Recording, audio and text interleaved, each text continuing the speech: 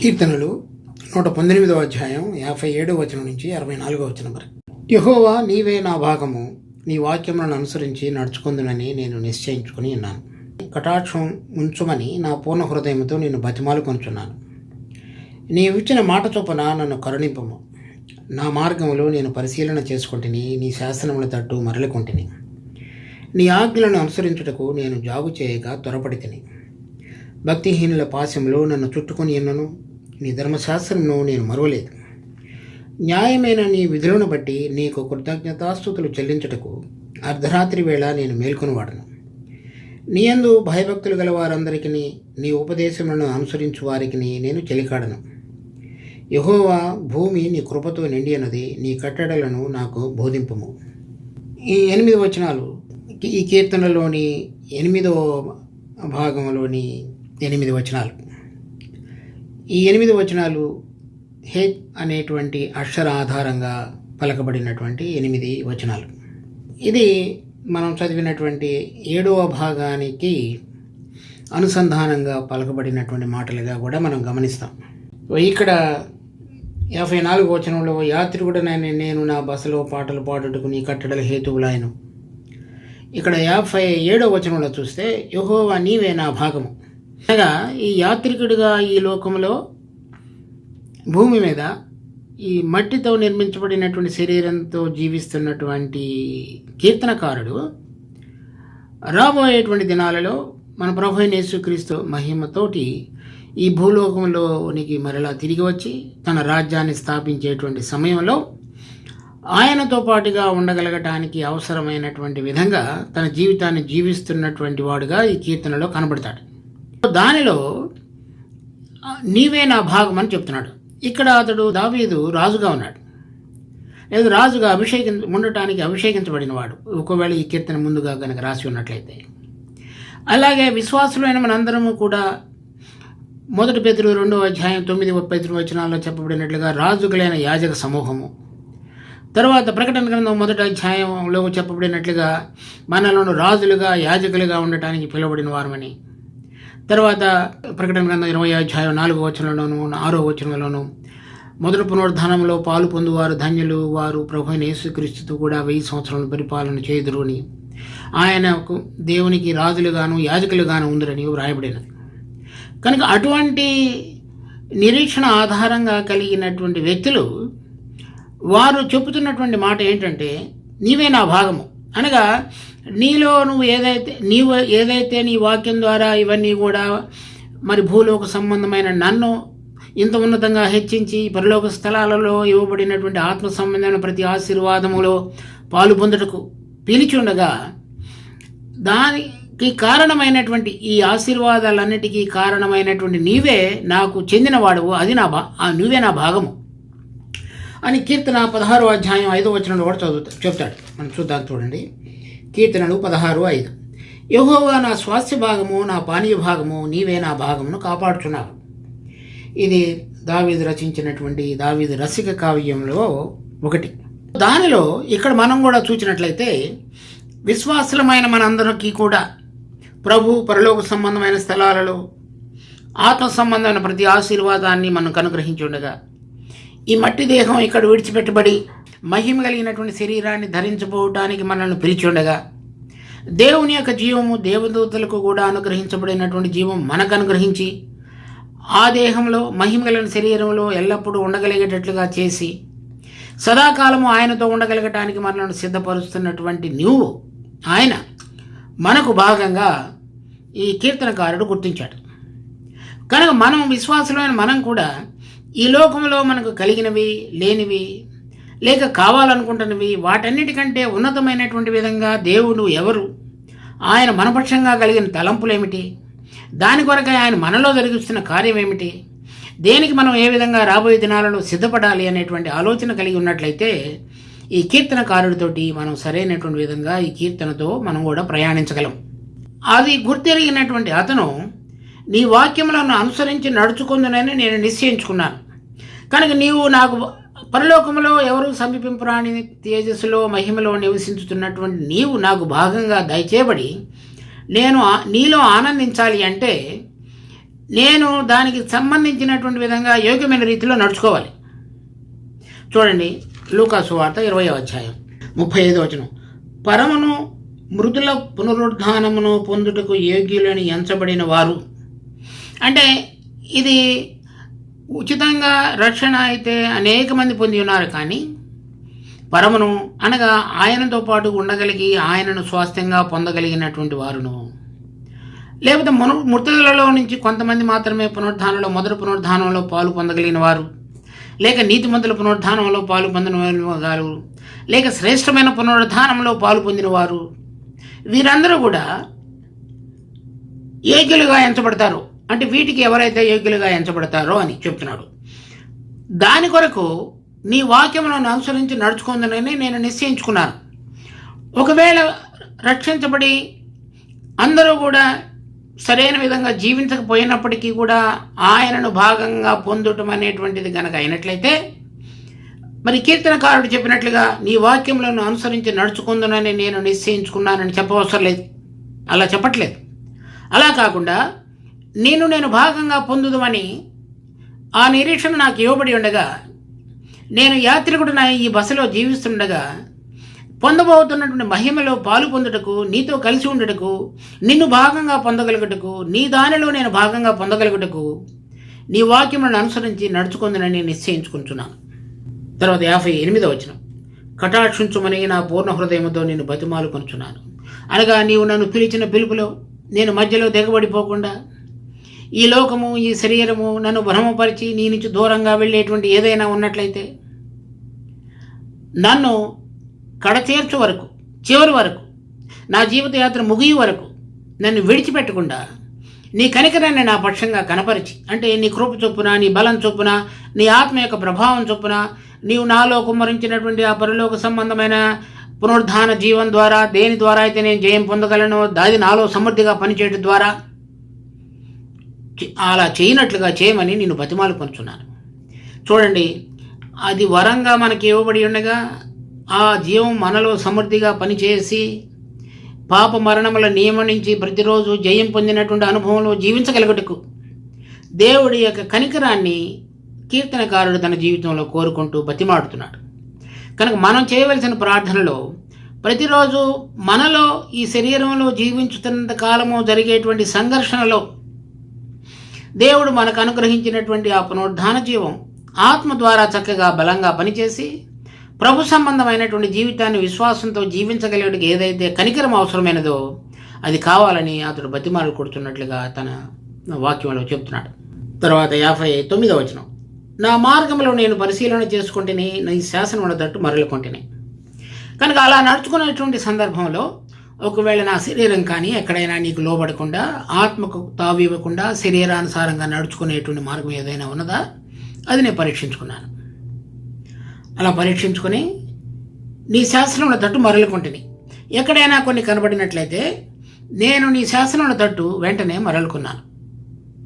దాని తరువాత నీ ఆజ్ఞలను అనుసరించుటకు నేను జాగు చేయక త్వరపడి తిని. అది నువ్వు చెప్తున్నావో ఇది చేయమని నేను పరీక్షించుకున్నప్పుడు, ఇది నాలో లేదు అనేది చెప్తున్నావో, లేక ఇది నీకు కావాలని నువ్వు నన్ను హెచ్చరిస్తున్నావో, దానిని చేయటానికి నేను ఆలస్యం చేయలేదు. ఈ పరిశీలించుకోవటం, ఆత్మలో చక్కగా మనం పరీక్షించుకొని, ఒప్పుకొని, సరి చేసుకొని దేవుడు కోరిన మార్గంలో నడుచుకోవటానికి ఇవ్వబడినటువంటిది వారం వారం మనం దేవుని యొక్క ఆ ప్రభు యొక్క బల్లలో పాలు పొందటం అనేటువంటిది దేవుడు మనకు అనుగ్రహించబడినటువంటి దేవుని యొక్క సాక్ష్యం మన మధ్యలో సంఘంలో. కనుక విశ్వసించిన ప్రతి ఒక్కరూ కూడా వారం వారం ఆ బల్లలో పాలు పొందే సమయంలో ఆయనను గుర్తు చేసుకున్నట్టు అనేటువంటిది ఒక వంతు అయితే, పరీక్షించుకొని పరిశీలించుకొని పాలు పొందడం అనేటువంటిది రెండవ వంతు. ఈ కీర్తనకారుడు 26వ అధ్యాయంలో కూడా చెప్తాడు, నీవు నన్ను పరీక్షించితివి, పరిశోధించితివి, అది నా హృదయాన్ని, నా అంతరింద్రియములను కూడా పరిశోధించు దేవా అని ఇంకొక చోట చెప్తాడు.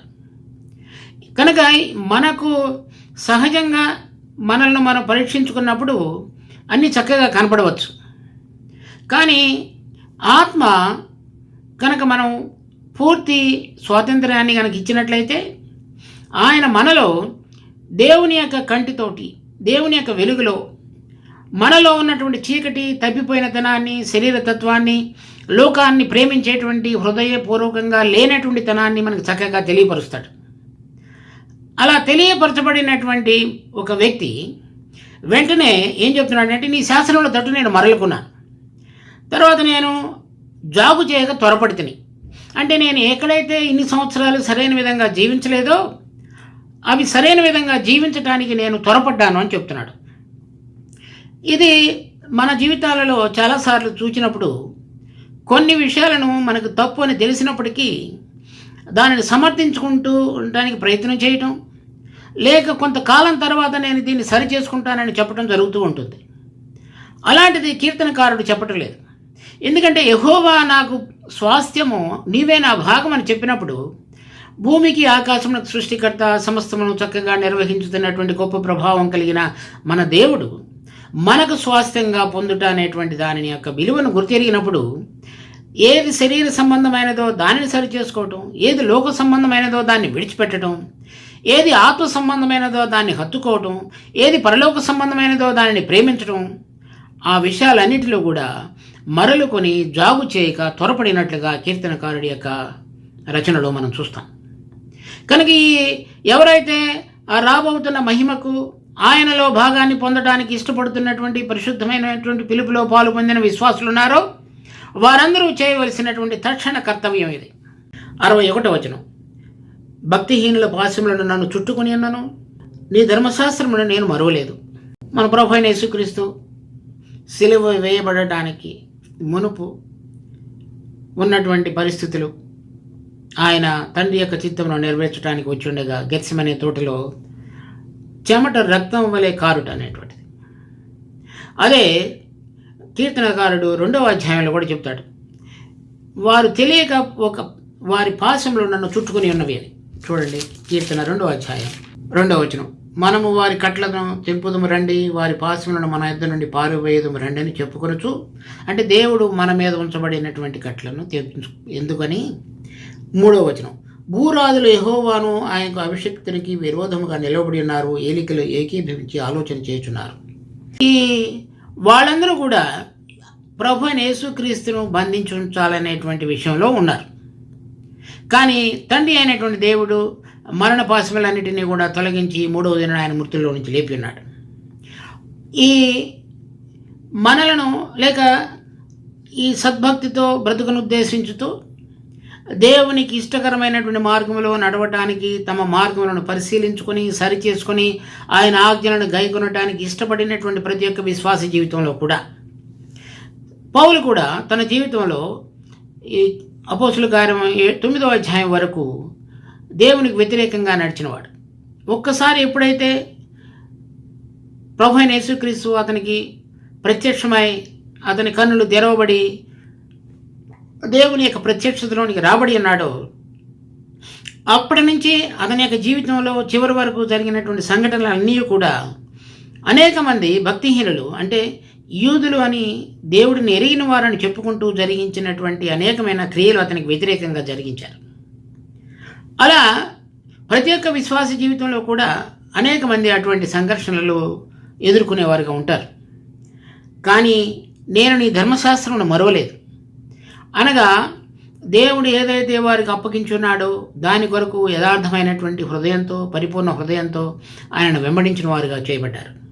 అదేవిధంగా దానియేలు అతడు అక్కడ చెరలో ఉంటున్నప్పుడు అతని మీదకి చూడండి, దానియేలు గ్రంథం 6వ అధ్యాయం 1వ వచనం, తన రాజ్యమంతటి పైన అధిపతులుగా ఉండటకై 125 మంది అధిపతులను నియమించుటకు దర్యావేషునకు ఇష్టమైన. 120లో 2వ వచనంలో వారిపైన 3 ప్రధానులుగా నియమించను, ఆ 3లో దానియేలు ముఖ్యుడు. ఇక్కడ ఏం చెప్తున్నాడంటే, మనం చదివినటువంటి 119వ కీర్తన 61వ వచనంలో, భక్తిహీనుల పాశములను నన్ను చుట్టుకొని ఉన్నను, నీ ధర్మశాస్త్రము నేను మరవలేదు. న్యాయమైన నీ విధులను బట్టి నీకు కృతజ్ఞతాస్తుతులు చెల్లించుటకు అర్ధరాత్రి వేళ నేను మేల్కొనవాడను. దానియేలు గ్రంథం 6వ అధ్యాయం 10వ వచనం, ఇట్టి శాసనము సంతకము చేయబడినని దానియేలు తెలుసుకునేను. అతడు తన ఇంటికి వెళ్ళి యథాప్రకారముగా అనుదినము 3 మోకాళ్ళు అని తన ఇంటి పైగదికి కిటికీలు యెరూషలేము తట్టునకు తెరవబడి ఉండగా తన దేవునికి ప్రార్థన చేయుచు ఆయనను స్తుతించుతూ వచ్చెను. ఈ భక్తిహీనుల పాశములు వీరందరూ కూడా 120 మంది దానియేలుకి వ్యతిరేకంగా లేచి అతడిని ఉంచబడినటువంటి ఉన్నతమైన స్థితి నుంచి పడగొట్టడం మాత్రమే కాకుండా అతనిని చంపవలని చేసిన ప్రయత్నంలో కూడా దానియేలు యెరూషలేము వైపు తన గది కిటికీ తలుపులు తెరిచి దినమునకు 3 సార్లు మోకాళ్ళుని ప్రార్థిస్తూ స్తుతులు చెల్లించుతూ జీవితాన్ని జీవించాడు. కనుక అటువంటి భక్తులు ఈ కీర్తనలో వ్రాయబడినటువంటివిగా దేవుడు వాగ్దాన ప్రకారంగా యెరూషలేము మరలా గోడలు కట్టబడతాయనియో, మందిరం కట్టబడుతుందనియో, యిర్మీయా ద్వారా పలకబడినటువంటి మాటలు నెరవేర్చబడతాయనియో వారందరూ కూడా ఎదురు చూస్తూ దేవుడు వారికి అనుగ్రహించబడినటువంటి ఇరుకు పరిస్థితులలో కూడా వారు చక్కగా ఆయనకు ప్రార్థిస్తూ స్తుతులు చెల్లిస్తూ జీవించినటువంటి జీవితాలు ఇక్కడ మనం జీవితంలో చూస్తాం. కనుక మన జీవితంలో దేవుడు రాబోతున్నటువంటి మహిమ కొరకు మనల్ని పిలిచిన పిలుపు యొక్క ఔన్నత్యాన్ని మనం చక్కగా గుర్తెరిగి దేవుడు ఏదైతే చేయబోతున్నాడో దాని విలువను మనం గుర్తెరిగి చక్కగా జీవించగలగటానికి మనకు కూడా దేవుడు కృప చూపిస్తాడు. 63వ వచనం, నీ యందు భయభక్తులు గల వారందరికీ నీ ఉపదేశములను అనుసరించు వారికి నేను చెలికాడను. కనుక ఇటువంటి విధంగా జీవించేటువంటి వాళ్ళందరూ కూడా కొంతమంది భక్తిహీనులు 61వ వచనంలో 63వ వచనంలో వారికి మరి వేరుగా ఉన్నటువంటి వారు భక్తిపరులు. అంటే దేవుని యందు దేవుడుని వారి ఎదుట ఉంచుకొని ఆయన మార్గాలలో నడవటానికి ఇష్టపడి జాగు చేయక త్వరపడి ఆయనకి ఇష్టకరమైన రీతిలో జీవించేటువంటి వారందరూ భక్తిపరులు. ఆయన వాగ్దానాలకు నిరీక్షణ ఆధారంగా కలిగి దేవుడు చేయబోయేటువంటి కార్యమందు విశ్వసించి ఈ లోకంలో యాత్రికులుగా జీవించేటువంటి వారు, రాబోయే దినాలలో దేవుడు చేయబోయేటువంటి కార్యమందు విశ్వసించి ఆయన మహింపరుస్తూ ఈ లోకంలో పరదేశులుగా జీవించేటువంటి వారు. నీ ఉపదేశములను అనుసరించు వారికి నేను చెలికాడను. మరి మన క్రైస్తవ సమాజంలో అనేక మంది దేవుడిని ఎరిగిన వారుగా ఉంటారు. మేమందరం కూడా మా పాప క్షమాపణ జరిగింది, ఫలానా దినమున మారు మనసు పొందినాము, దేవుడు మమ్మల్ని దర్శించున్నాడని చెప్తారు. కానీ వాళ్ళందరూ కూడా దేవుని వైపు చూస్తూ క్రీస్తునందు విశ్వాసం ఉంచి శరీర సంబంధమైన వారుగా కాక ఆత్మ సంబంధమైన వారుగా నడుస్తూ దేవుడు రాబోయే దినాలలో చేయబోయేటువంటి గొప్ప కార్యమందు విశ్వసించినటువంటి విశ్వాసం వారు శరీర సంబంధంగా కాక లోకం నుంచి ప్రత్యేకపరుచుకున్నటువంటి జీవితం మనం అనేక మందిలో కనిపించదు. కానీ ఇక్కడ భయభక్తులు కలిగిన వారంటే ఆ విధంగా తాము ప్రత్యేకపరచుకొని దేవునికి ఇష్టకరమైన వారుగా జీవిస్తూ రాబోయేటువంటి మహిమ కొరకు ఎదురు చూస్తున్నటువంటి బిడ్డలని అర్థం. ఇప్పుడు కీర్తన 137వ అధ్యాయంలో వారు బబులోనులో దాసత్వంలో ఉన్నప్పుడు సియోను గీతములు మమ్మల్ని పాడమని వారు అడిగినప్పుడు మేము ఎలా పాడతామన్నారు. అంటే వారు హింసించబడుతున్నప్పటికీ కూడా ఈ దేవునికి సంబంధించినటువంటి కీర్తనల విషయంలోనే వారు ఈ లోకము దేవునికి వ్యతిరేకంగా ఉన్నటువంటి యెరూషలేముకి వ్యతిరేకంగా ఉన్న బబులోనులో ఇవి మేము వాటితో కలపలేం. కనుక వారందరూ కూడా ఒక సమూహముగా ఉండి ఈ భక్తిహీనులుగా ఉన్నటువంటి వారందరికీ వ్యతిరేకంగా ఉండి భయభక్తులు కలిగిన వారితో కలిసిన వారుగా ఉన్నటువంటి పాట 137వ కీర్తన.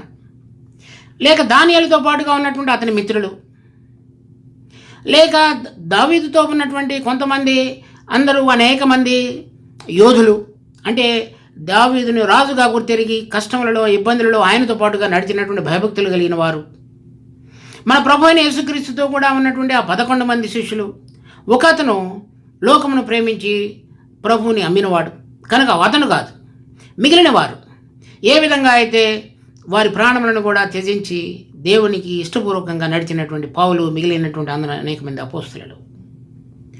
ఇప్పుడు మనం కూడా చూసినట్లయితే వారు శరీర సంబంధంగా మనకి సంబంధులనియు లేక సరైన విధంగా నడిచేవారుగా ఉన్నారని లోక సంబంధంగా కాకుండా దేవుని యందు భయభక్తులు కలిగి ఆయన ఆత్మచేత నడిపించబడే వాళ్ళందరూ కూడా మనకు చెలికాండ్లు. ఎందుకనగా వారిలో పనిచేసేటువంటి ఆత్మ సంబంధమైన పరలోక జీవం మనలో పనిచేసేటువంటి ఆత్మ సంబంధమైన పరలోక జీవం ఒకటి, ఒక తండ్రి, ఒక దేవుడు, ఒక తండ్రి, ఒక ప్రభువు, ఒక విశ్వాసము, ఒక బాప్తిజము, ఒక ఆత్మ, ఇవన్నీ కూడా వీళ్ళందరిలో కూడా కలిసి పనిచేసేవిగా ఉంటాయి. కనుక మనము వాళ్ళందరూ కూడా చెలికాళ్ళుగా, మిత్రులుగా, సహోదరులుగా చేయబడతాం. కనుక ఎక్కడ మనకు వ్యత్యాసం వస్తున్నది అంటే ఈ సిలువ వేయబడినటువంటి యేసుక్రీస్తును ఒక భాగం వరకు అంగీకరించి ఆ సిలువ వేయబడిన క్రీస్తు నాలో పనిచేస్తున్నాడు అనేటువంటి అనుభవం లేకపోయినట్లయితే మనకు చెలికాళ్ళుగా కాలేరు. వాళ్ళ విషయం ఏం చెప్తున్నాడంటే 64వ వచనం, యెహోవా భూమిని కృపతో నిండి ఉన్నది, నీ కట్టడలను నాకు బోధింపము. నీవు నా మీద కృప చూపించి నేను ఈ లోకంలో జీవిస్తుండగా నీ కట్టడలు నాకు బోధించి నేను నీ భాగమును, నువ్వు నాకు అనుగ్రహించబోయే భాగమును నీవు నాకు ముందుగా స్థిరపరిచినటువంటి దానిని, దేవుడు తను ప్రేమించు వారి కొరకు ఏది ముందుగా సిద్ధపరిచించినో అది కంటికి కనబడలేదు, చెవికి వినబడలేదు, మనుషు హృదయమునకు గోచరం కాలేదు. కనుక అది చూడగలిగినటువంటి ఈ వ్యక్తి ఆ భూలోకంలో తన కృపను నింపి తన జీవితాన్ని కడతేర్చి ఆయన పొందబోయేటువంటి భాగం కొరకు సిద్ధపరచమని చేస్తున్నటువంటి ప్రార్థన. కనుక మన కన్నులు కూడా సరైన విధంగా వెలిగించబడి మన సహవాసత మనము భయభక్తులు కలిగి మరి ఆయనలో మనకు అనుగ్రహించబడినటువంటి భాగాన్ని యొక్క విలువను తెలుసుకొని సరైన విధంగా జీవించగలగటానికి దేవుడు మనందరికీ కూడా కృప చూపించునుగాక. ప్రార్థించుకుందాం. మా జీవం కలిగిన తండ్రి, మీరు ఇచ్చినటువంటి వాక్య భాగం మా అందరికీ ఇష్టకరమైనదిగా ప్రియమైనదిగా మారుస్తూ మరి నీకు ఇష్టకరంగా మేమందరము జీవించగలుగుటకు నీవు మాకు భాగం అనేటువంటి దాని యొక్క విలువను మేము గుర్తెరిగి మా మార్గములను పరిశీలన చేసుకొని జాగు చేయక నీకు ఇష్టకరంగా జీవించడానికి దయ చూపించమని వేడుకుంటూ రక్షకుడు ప్రభు అయిన యేసునామమున అడుగుతున్నాం తండ్రి. ఆమేన్.